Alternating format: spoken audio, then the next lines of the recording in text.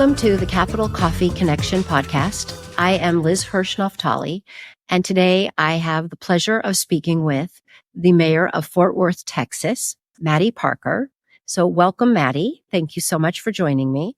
One of the things that I love about this podcast is that we really get a chance to talk about the heart and the humanity of our elected leaders. We're not going to go into politics and policy, and we're just really getting to know who our leaders are. And one of the things about Mayor Parker that I thought was just really interesting is that she is millennial. She's probably the youngest leader of a major city in America. And incredibly, in her last election, she got 70% of the vote, which is really outstanding. And she is a young leader, Republican woman who basically, from everything that I have learned, and we're going to learn more, is really doing this because she understands that this is about everybody working together, people listening, and people coming together to make change. So I hope that we will be able to share throughout this a lot about Mayor Parker, but I really am excited because I think that what she represents is where we need to be as a country, all the way down to our cities. So thank you for joining me. Thank you, Liz, for the opportunity. I appreciate that. So the first thing I would love to ask you is, one of the things that I learned about you is that you are really interested in young people. You're working to make the city a better place for young people. And I would love to understand what it is that is your connection to being a mayor and what it is you see in the youth of your city. Well, I think probably at a large viewpoint for me, my husband and I are at that point in life, we're still raising our kids. Our youngest will turn 8 at the end of this month.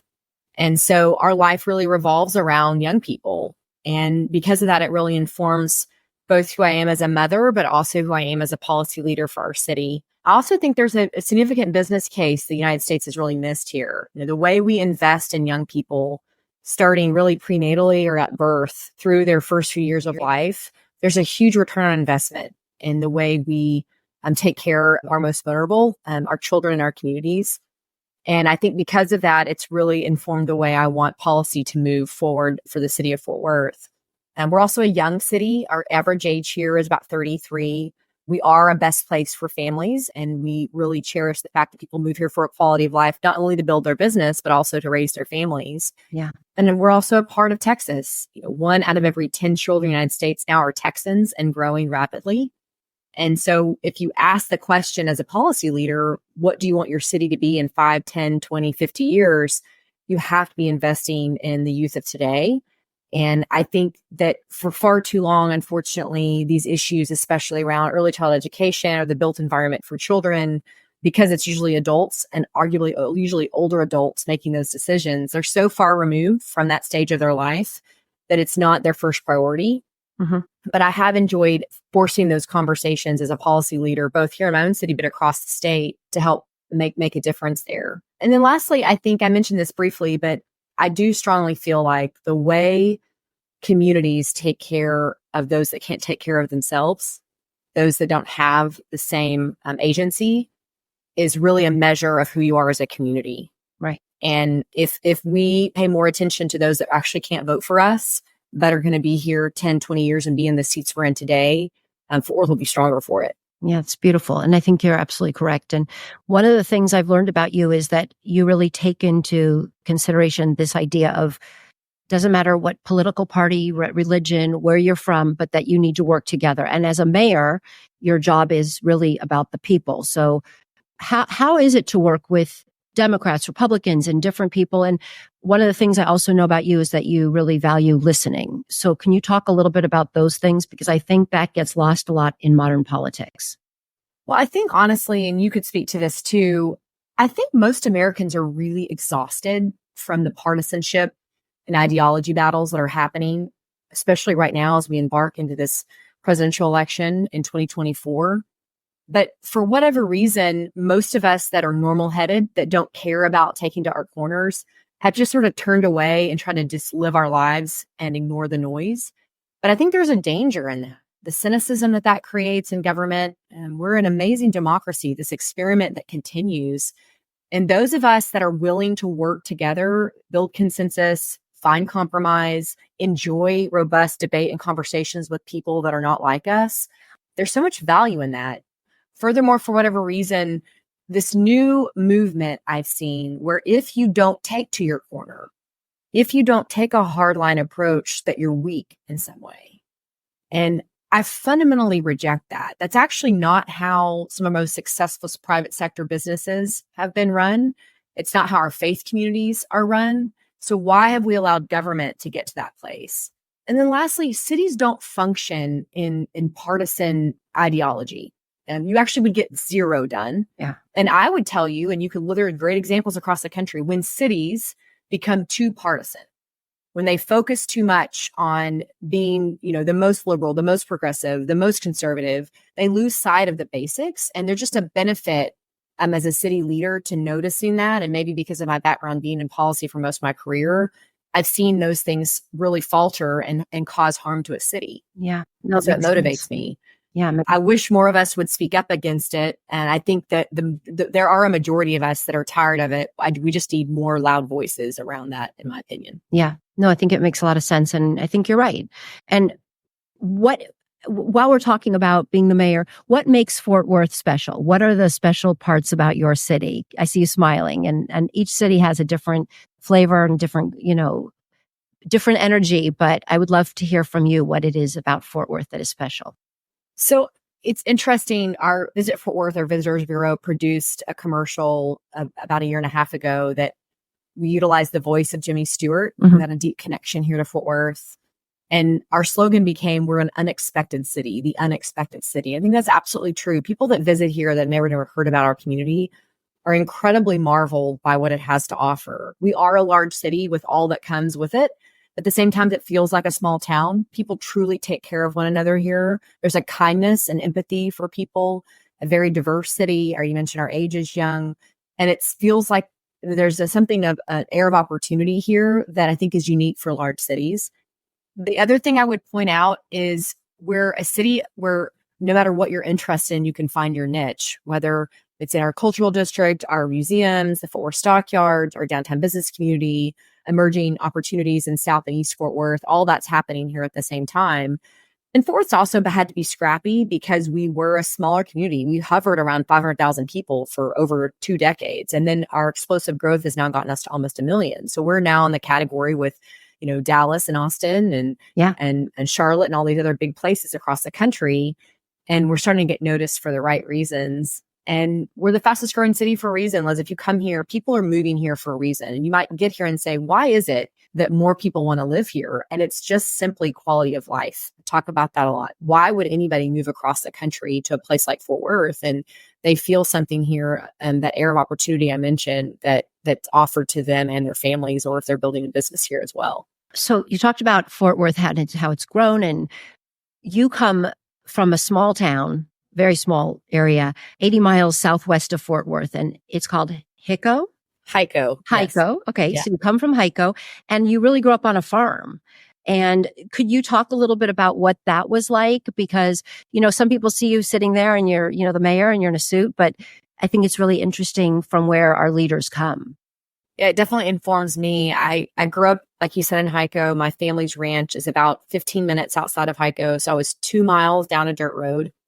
I said this a lot, but I had a party line until I was 14, which for someone my age was actually quite unique. We were pretty advanced in technology by then, just not on this dirt road. And for those listening that don't know what a party line is, that you have to share a phone line with your neighbors. So I had a neighbor to each side of me, Fred and Bartine, and I'd have to get them off the phone in order to make a phone call. So I joke with my kids a lot.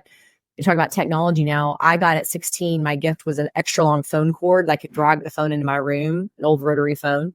But I had a great upbringing, and I'm really proud of being from a small town. My graduating class was 42 students. I got a great education. I was able to go to UT Austin for undergraduate school. But being a part of a small community really does inform the way I like to lead today. My grandmother used to always tell me, if you don't want it on a billboard, don't say it, because in a small town, it'll get repeated 2 times over. You couldn't get home from school if you'd done something stupid without your family knowing about it. Even before you got home? Oh, absolutely. Yeah. And I think that especially today with how prolific social media is, and people will say and do anything online, it does cause me to pause, because I just grew up in an environment where there was not a lot of anonymity.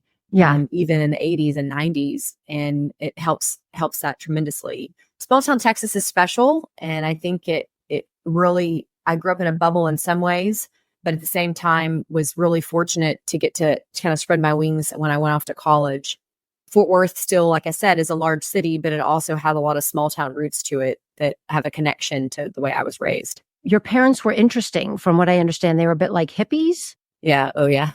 What does that mean? And well, what is that? Like? Yeah, my parents were, in college in the 60s and 70s, both college, master degree. My dad has a law degree, educated, but very much free spirits. My parents divorced when I was in high school. I spent a lot of time going to folk festivals and concerts. So I guess in some ways, my upbringing, you picture this small town kid that was pretty sheltered, but being raised by two individuals who saw the world as a much bigger place. And I definitely had an unorthodox childhood in that way as well. Very interesting people. My mom was a ballerina until she had me at 33. She had to quit really to have children. Yeah. My brother later at 37. So yeah, definitely interesting people. I spent a lot of time listening to music, sorting my dad's record albums and going to concerts, which I think today makes me maybe a little more interesting. My depth of knowledge of classic rock is probably not that of an average millennial. I'll say that.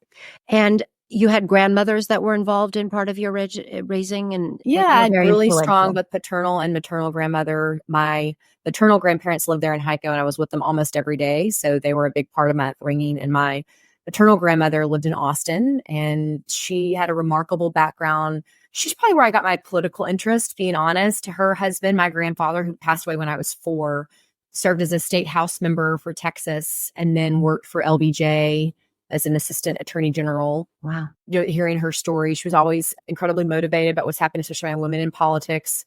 When Ann Richards was governor, I remember my grandmother being so proud to get to see a female governor in the state of Texas. Was a sense of pride for her. I remember fondly her crying when Obama took the nomination for the Democrats. And it wasn't because she didn't like Senator Obama. It's because she really wanted to see a female president before she died. And she was ailing at the time. And she looked at me and said, I'm never going to see it, but, at least I got to see her go this far, which is a really sweet story. She was on Navy Wave, which was fascinating in World War II. She trained pilots on the technology utilized in different aircraft. That's how she met my grandfather. She was an incredible force for teaching me at a very young age what involvement looked like. You would almost thought she was a suffragette, even though she was too young for that movement, because she believed so strongly in a woman's place to have their voice heard. And that's ironic, Liz, because she was a homemaker and she really stood behind my grandfather for all those years. But she had this fire about her that I oftentimes think to myself how proud she would have been that her only granddaughter became a mayor, because she believed so much in civic responsibility in our democracy, and especially women's voice in that. Yeah, it's actually a beautiful story, because I look at you and I think these young girls can look and see, oh, I can be a mayor. And young boys too, which is important. But I think and when I grew up, we didn't know that women could be a vice president or a president. And we're getting there. And so I think that that's an important message, and that your grandmother, whether she was a homemaker or she was working, whatever she was doing, but she understood that this was something that we had to strive for. That most definitely. Yeah. Yes, very well said. And in school, I'm just wondering, I always like to ask different leaders, was there a teacher who influenced you or somebody that, motivated you, besides calling your parents to tell you what you did wrong before you got home? No, I was a pretty boring good kid. I was actually just discussing this with my first cousin this weekend. She and I are like sisters, and we went through every grade level we had together with which teachers we had. And what an amazing landscape of education I received, even in a really small town.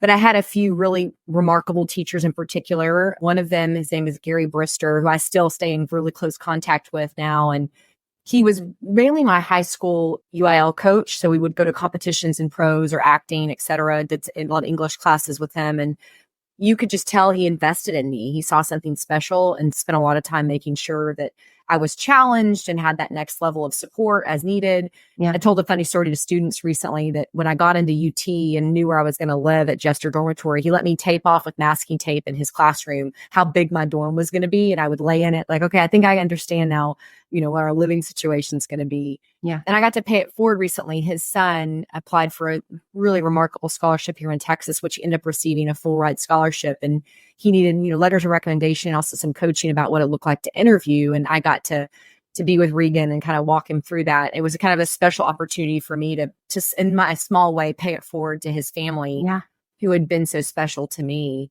Just as a good reminder, I'm sure you've talked to leaders about this.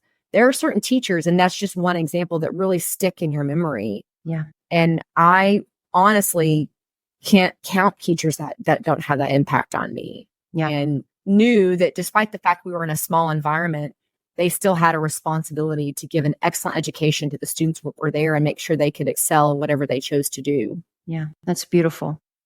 So about the work that you do and paying it forward, you have 3 children?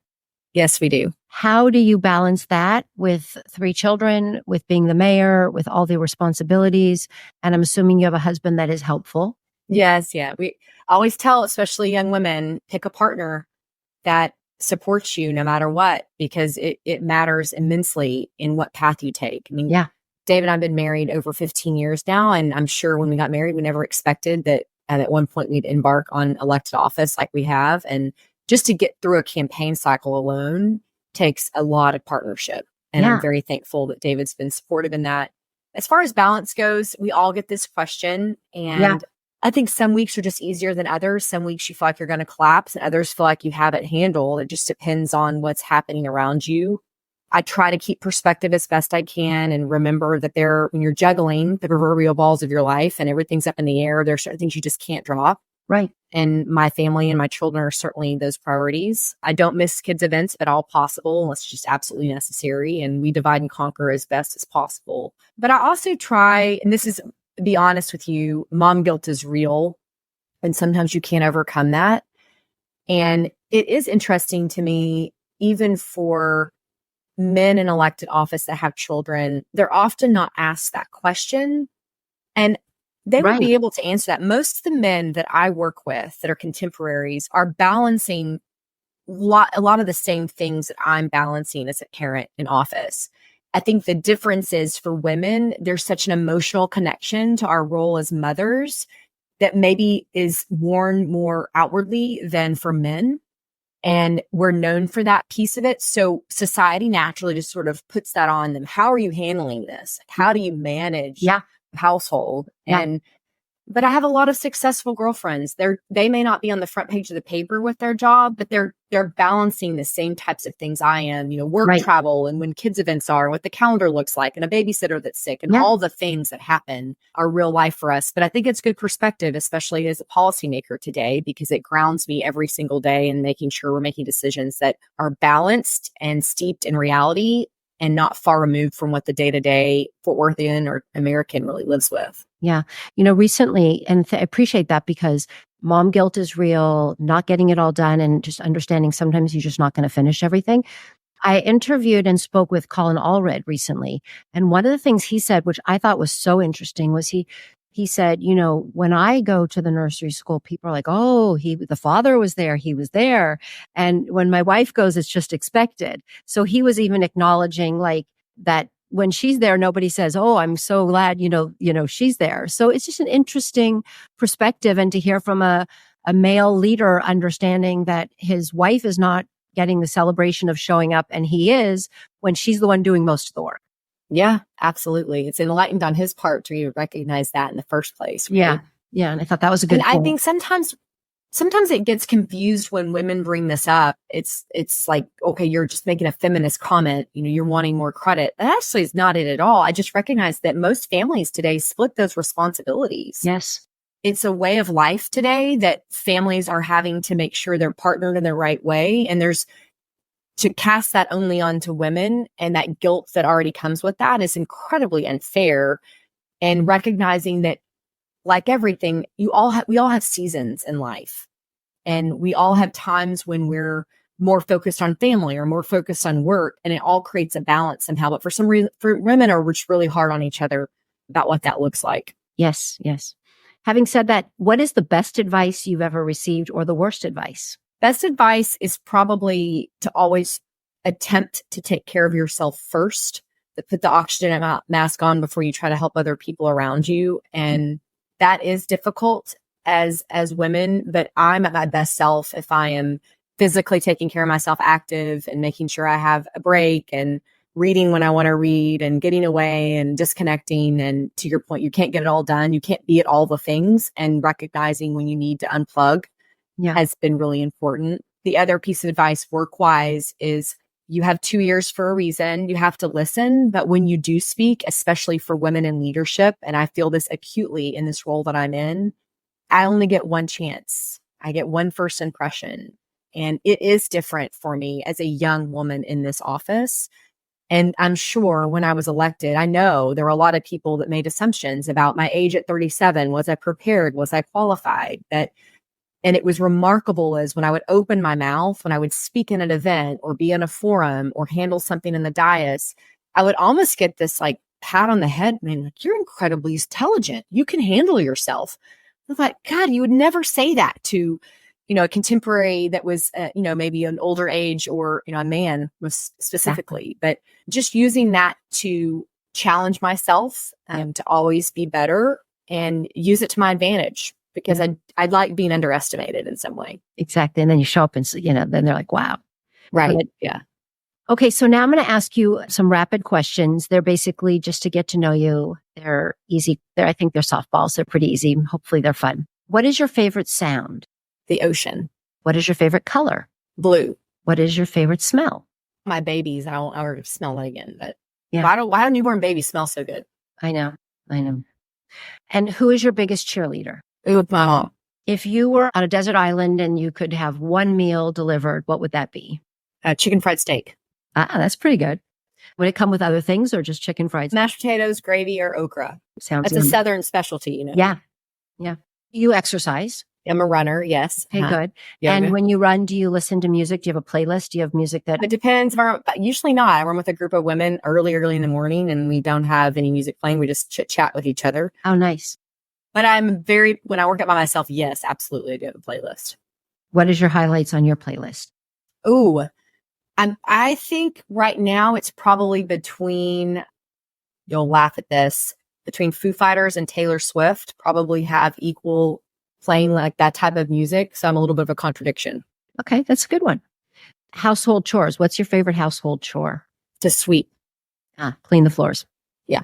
Okay. And if you were going to pick a superpower, what would Mayor Parker's superpower be? Time travel. Okay.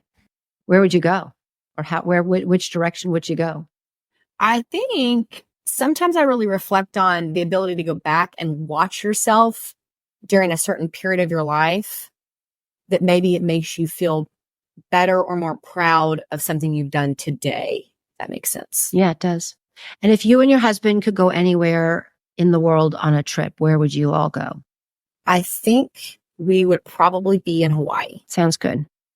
Okay. So my last question, which I have asked everybody the same exact question, and I love the answers because they're very different, and yet they're really beautiful. So my question is about joy. What is joy to you? What brings you joy? And if you have joy, how can you share it to make other people's lives better or more fulfilled? And obviously being a leader, you have things that are joyful as a leader, but joyful as a mother, joyful as a woman.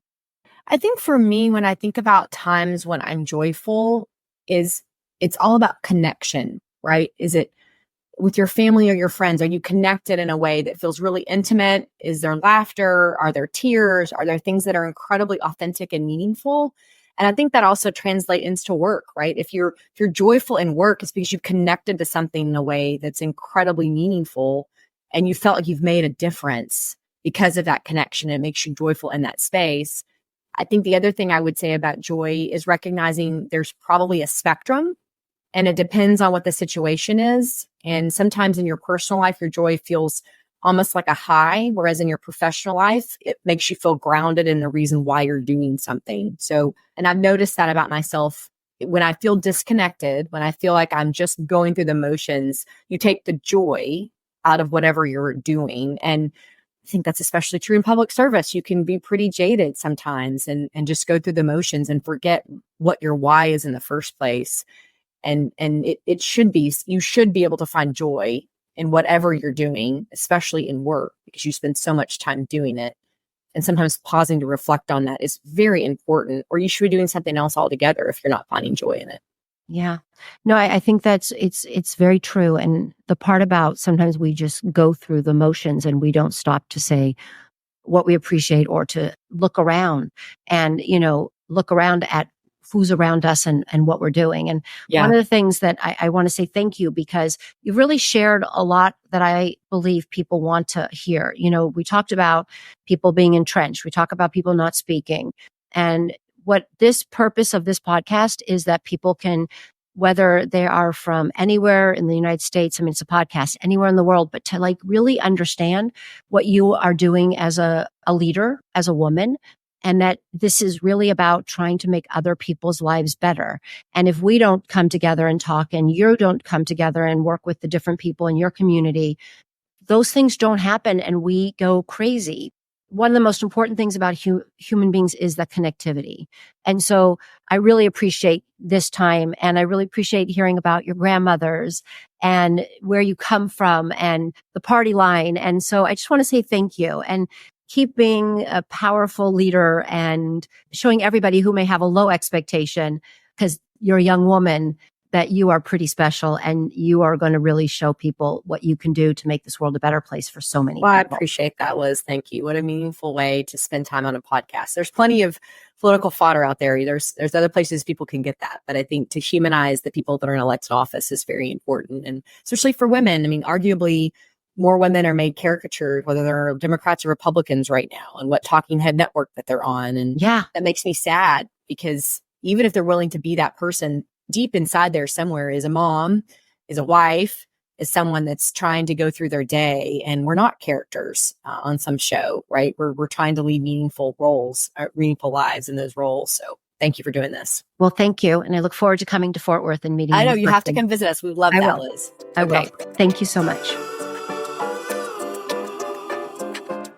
Hi, it's Liz. Please join me every Tuesday for coffee to talk about heart and humanity with our elected leaders. Remember to hit subscribe to get an alert when a new episode is live and for exclusive content. Ciao.